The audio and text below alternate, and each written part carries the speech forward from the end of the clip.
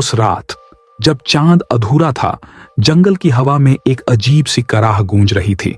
The cry of a soul curse to never rest. कहते हैं आज भी उस जंगल में जब हवा चलती है तो कहीं दूर से एक आवाज सुनाई देती है, आहा द्रोण पिता। हाँ, वो है अश्वत्थामा का रोदन, the eternal cry that never ends, the battlefield of Kurukshetra.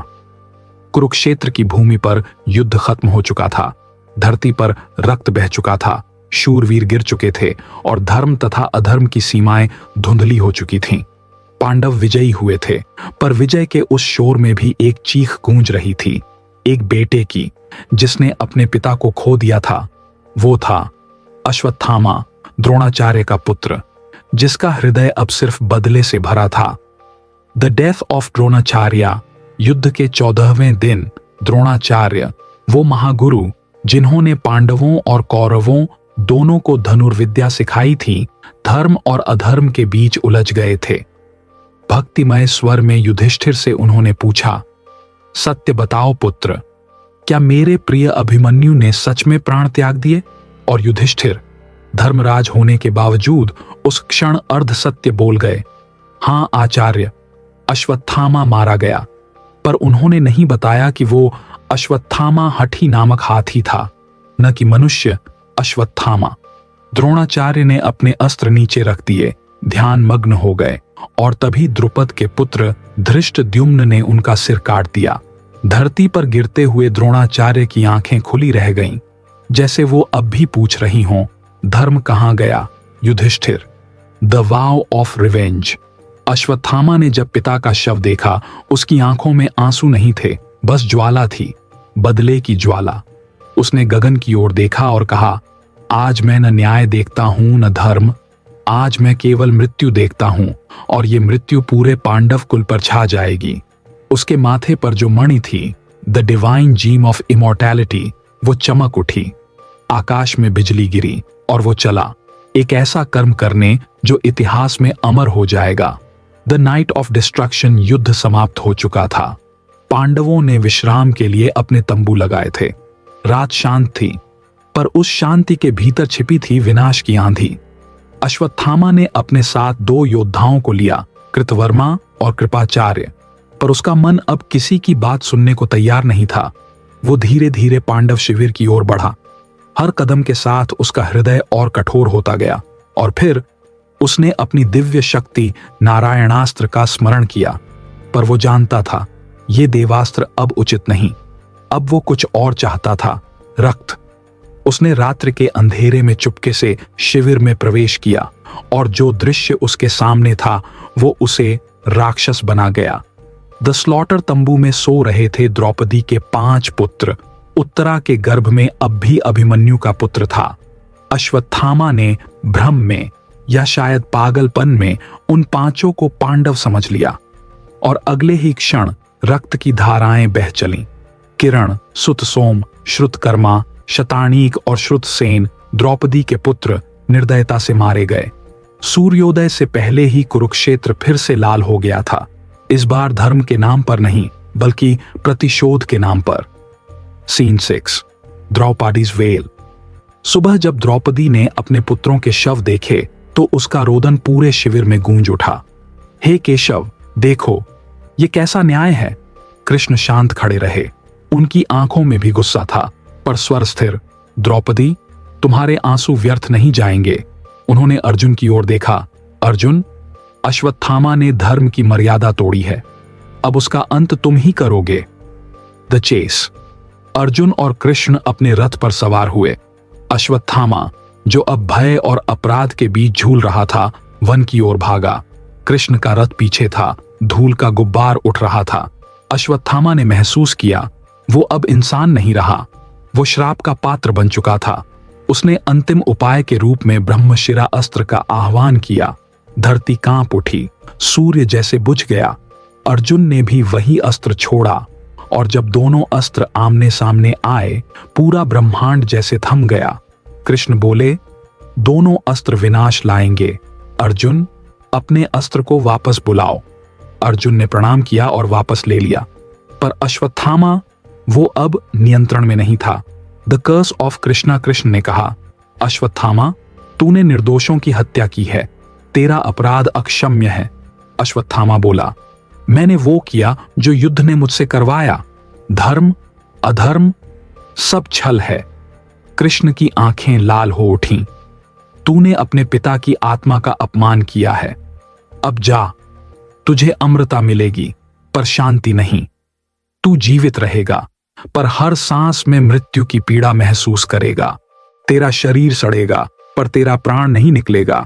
तू पृथ्वी पर भटकेगा जब तक कलयुग समाप्त न हो जाए। The eternal cry begins. Ashwatthama ने चीखते हुए अपना मणि फाड़ कर निकाल दिया, वो रत्न जो उसके माथे पर था, जो उसे दिव्यता देता था। रक्त बहता रहा, उसका शरीर सड़ने लगा और उसकी आवाज जंगलों में गूंजने लगी। आह, द्रोण पिता, क्षमा करो। कृष्ण और अर्जुन ने उसे अंधकार में गायब होते देखा। कृष्ण बोले, इतिहास इस घटना को भुला सकता है पर उसकी आवाज वो हमेशा गूंजती रहेगी। The legend in modern times कहते हैं, हजारों साल बीत गए, राज्य मिट गए, महलों के नाम खो गए, पर कहीं ना कहीं भारत के किसी पुराने जंगल में जब रात गहरी होती है, एक हल्की सी आवाज सुनाई देती है, आह, द्रोण पिता। लोग कहते हैं वो अश्वत्थामा है। उसका शरीर अब भी जीवित है, वो छिपा है और अब भी अपनी गलती पर रोता है। वो रात जब कृष्ण ने अश्वत्थामा को श्राप दिया, वो सिर्फ एक इंसान की सजा नहीं थी, वो इतिहास का वो क्षण था जहां अमृता बन गई अभिशाप। कृष्ण और अर्जुन के जाते ही वो अकेला रह गया, रक्त से लथपथ, श्राप से ग्रस्त और अपराध बोध से जलता हुआ। The beginning of eternal suffering. Ashwatthama जंगलों में भटकने लगा। हर कदम पर उसके शरीर से दुर्गंध आती थी, घाव सड़ने लगे पर वो मर नहीं सकता था। कभी वो पानी पीने झुकता तो उसकी परछाई उसे देख हंसती। अमर या अभिशप्त, रात में हवाएं उसकी चीखों से कांप उठती, जानवर दूर भाग जाते और इंसान, वो अब किसी को दिखना नहीं चाहता था। कहते हैं वो कई दिनों तक अपने पिता की समाधि खोजता रहा पर उसे कहीं शांति नहीं मिली। The wandering soul. सदियां बीतती गईं, राज्य मिटते गए, नए साम्राज्य उठे, पर अश्वत्थामा वो वहीं था। कभी किसी गांव के पास झोपड़ी में दिखा, कभी नदी के किनारे ध्यान लगाते हुए। कहते हैं उसका चेहरा आधा इंसान आधा जला हुआ सा लगता था। माथे पर एक खुला घाव जहां कभी उसकी मणि थी। उससे मिलकर कई संत और साधु भी कांप उठे, पर कुछ ने कहा वो रोता है पर किसी को नुकसान नहीं पहुंचाता। Legends through time. इतिहास के पन्नों में अश्वत्थामा की झलक समय समय पर मिलती रही। 1. सतयुग से द्वापर का अंत। कृष्ण ने जो कहा था, तू तब तक जिएगा जब तक मैं वापस ना आऊं, वो वचन अभी भी अधूरा है। 2. महाकालेश्वर मंदिर, उज्जैन। कहते हैं हर अमावस्या की रात कोई एक व्यक्ति मंदिर में आता है, अपने माथे पर ताजा खून लगाकर पूजा करता है। पुजारी सुबह देखते हैं फर्श पर पद चिन्ह और राख में एक ताजा फूल। लोग कहते हैं वो अश्वत्थामा है। 3. नरसिंहगढ़ और पन्ना के जंगल। कई ग्रामीणों ने बताया रात को एक लंबा आदमी फटे कपड़ों में पिता द्रोण कहते हुए नदी किनारे रोता है। 4. महाभारत के बाद के अर्षिकाल में आर्षि पराशर के शिष्यों ने उल्लेख किया एक अमर प्राणी जिसने ब्रह्म ज्ञान पाने की कोशिश की पर श्राप के कारण समाधि नहीं पा सका। The meeting with a says. एक दिन सदियामों बीत जाने के बाद अश्वत्थामा हिमालय के पास एक गुफा में पहुंचा। वहां एक महायोगी तपस्या कर रहे थे। वो थे ऋषि व्यास, जिन्होंने महाभारत की रचना की थी। अश्वत्थामा ने उनके चरणों में गिरकर कहा, गुरुदेव, मुझे मुक्ति चाहिए, मैं इस पीड़ा को और नहीं सह सकता। व्यास बोले, अश्वत्थामा, मुक्ति केवल पश्चाताप से नहीं मिलती बल्कि क्षमा से मिलती है। तूने जिनके वंश को मिटाया उनकी आत्माओं से क्षमा मांग। अश्वत्थामा ने आंसुओं में कहा, पर वे सब तो चले गए। व्यास बोले, फिर भी जब भी तू रोएगा तेरे आंसू तेरे पश्चाताप का प्रमाण होंगे। द पिलग्रिमेज ऑफ पेन कहते हैं तब से अश्वत्थामा भारत भर में घूमता रहा, कभी बद्रीनाथ की गुफाओं में, कभी नर्मदा के किनारे। वो हर जगह वही करता, माथे पर भस्म लगाता और भगवान शिव से कहता, मुझे शांति दे दो। पर उत्तर हमेशा एक ही आता, तेरा श्राप तेरी नियति है। Modern encounters. इतिहास तो मौन है, पर लोक कथाएं अभी भी बोलती हैं। कई अंग्रेज अफसरों ने 19वीं सदी में लिखा था, उन्होंने मध्य भारत के जंगलों में एक अजीब सन्यासी को देखा जिसके माथे पर कभी न भरने वाला घाव था। एक अंग्रेज डॉक्टर ने लिखा, वो व्यक्ति लगभग 7 फीट लंबा था। उसकी आंखों में ऐसा दर्द था जैसे उसने युगों से नींद न ली हो। कहते हैं जब डॉक्टर ने उसका जख्म साफ करने की कोशिश की, वो चीख उठा, ये घाव मेरा नहीं, मेरी सजा है, और गायब हो गया। The seekers encounter. 2020 के दशक में भी कुछ लोग कहते हैं उन्होंने भारत के कुछ स्थानों पर अश्वत्थामा जैसी आकृति देखी। एक खोजकर्ता ने दावा किया, मैंने बुंदेलखंड के पास एक गुफा में एक अजीब सुगंध और आवाज सुनी जैसे कोई द्रोण पुकार रहा हो। पर जब उसने कैमरा ऑन किया, फुटेज पूरी तरह काली हो गई। सिर्फ एक आवाज रिकॉर्ड हुई, धर्म कहां है अब। The emotional monologue. मैं अमर हूं, पर मेरे अंदर की हर भावना मर चुकी है। मैंने युद्ध देखा, विनाश देखा, और अब इंसानों की आत्मा का पतन देख रहा हूं। कृष्ण ने कहा था, तेरे हर आंसू में एक युग का दर्द होगा।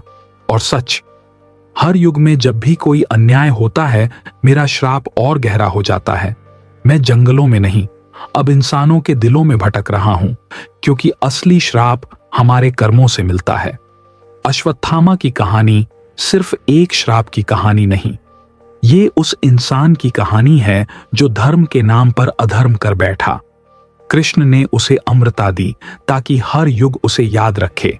जब भी कोई व्यक्ति क्रोध में सत्य भूलता है तो उसके भीतर का अश्वत्थामा जाग उठता है, क्योंकि अमृता वरदान नहीं जब उसमें शांति ना हो। ही फाइनल क्राई। रात के सन्नाटे में कभी कभी एक आवाज गूंजती है, आह द्रोण पिता। लोग डर जाते हैं, पर शायद वो डर नहीं, वो याद है एक ऐसी आत्मा की जो आज भी न्याय की तलाश में है। तो दोस्तों, क्या सच में अश्वत्थामा आज भी इस धरती पर है, या ये सब सिर्फ एक श्राप की गूंज है जो हमारे भीतर के अधर्म को जगाती है? अगर आपको ये कहानी दिल को छू गई तो सोचिए, क्या हमारे कर्म हमें भी किसी अनदेखे श्राप की ओर तो नहीं ले जा रहे? हर युग में एक अश्वत्थामा जन्म लेता है, कभी शक्ति के नाम पर, कभी प्रतिशोध के नाम पर। अगर आपको ये रहस्यमयी कथा पसंद आई तो लाइक, शेयर और सब्सक्राइब करें, ताकि हम आपके लिए महाभारत के और अनकहे रहस्य लेकर आ सकें। और हां, कमेंट में बताइए, क्या आप मानते हैं कि अश्वत्थामा आज भी जीवित है?